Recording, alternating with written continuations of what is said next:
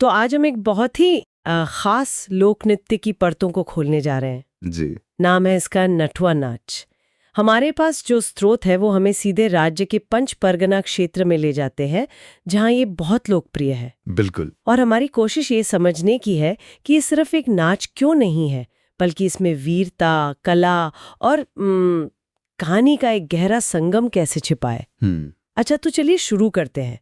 स्रोत में सबसे पहली चीज जो मुझे मजेदार लगी वो इसका नाम ही है, नटुआ। हाँ। इसका मतलब तो बहुत सीधा है, नाचने वाला।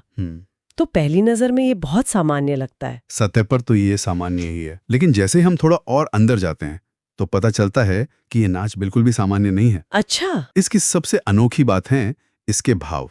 इसमें श्रृंगार रस और वीर रस दोनों एक साथ मिलते हैं। श्रृंगार और वीर रस, एक मिनट, मतलब प्यार और बहादुरी एक ही समय पर? हाँ, एक ही समय पर। ये तो किसी लोक नृत्य के लिए काफी अलग मेल है ना? बिल्कुल, और यही इसे अनोखा बनाता है। ऐसा समझिए कि ये डांस एक ही वक्त में दो अलग-अलग कहानियां सुना रहा है। दो कहानियां? जी, एक कहानी है प्यार और खूबसूरती की, जिसे हम श्रृंगार रस कहते हैं, और दूसरी है हिम्मत और बहादुरी की, यानी वीर रस। ज्यादातर लोग नृत्य या तो त्योहार मनाते हैं या फिर भक्ति दिखाते हैं। ये नृत्य हमें एक योद्धा के जीवन की पूरी तस्वीर दिखाता है, जिसमें लड़ाई भी है और कला के लिए जगह भी। बिल्कुल सही। ये तो बहुत गहरी बात है। लेकिन स्रोत ये भी बताते हैं कि इस नृत्य का कनेक्शन सीधा सीधा लड़ाई के मैदान से है। हाँ, ये बहुत महत्वपूर्ण है। वो दिखाते हैं कि वह दुश्मन से कैसे लड़ते थे। जी। ये बात मुझे हैरान कर रही है, मतलब डांस और लड़ाई का मेल आखिर होता कैसे? कलाबाजी के जरिए। कलाकार अपने शरीर का कमाल का इस्तेमाल करते हैं। ऊंची छलांगें, फुर्तीले मूव्स, करतब।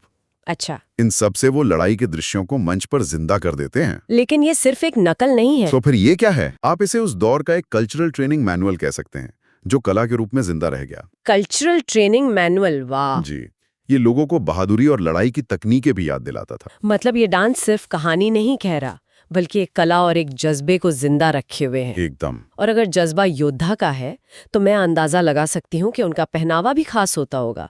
स्रोत वेशभूषा के बारे में क्या बताते हैं? हाँ, और वो बहुत सांकेतिक है।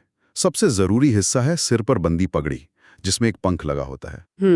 पंच परगना के इलाके में इस सजी धजी पगड़ी को कालिंगा कहते हैं। कालिंगा, तो ये सिर्फ एक सजावटी टोपी से ज्यादा है। बहुत ज्यादा। सोचिए, एक योद्धा के लिए उसकी पगड़ी उसकी इज्जत और पहचान होती है। सही बात है।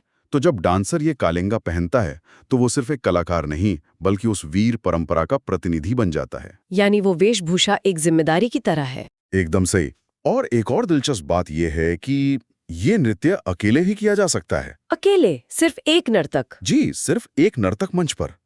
जरा सोचिए, वो कलाकार जब मंच पर अकेला खड़ा होता है, सिर पर वो कालिंगा पहने, तो वो सिर्फ एक डांसर नहीं, बल्कि अपने पूरे समाज की वीरता का प्रतीक बन जाता है। सारा ध्यान उसके अकेले के शौर्य और कौशल पर होता है। तो इन सारी बातों को जोड़कर देखें तो नटवा नाच पंच परगना क्षेत्र की एक जीती जागती परंपरा है। जी बिल्कुल। ये खूबसूरती और बहादुरी को मिलाता है, कलाबाजी के जरिए युद्ध की कहानियां कहता है, और इसका पहनावा, खासकर वो कालिंगा, इसके वीर चरित्र को और मजबूत करता है। हाँ। और ये हमारे लिए एक विचारणीय सवाल भी छोड़ जाता है। कैसा सवाल? स्रोत कहते हैं कि ये नृत्य दिखाता है कि लड़ाई के मैदान में दुश्मन से किस तरह लड़ते थे।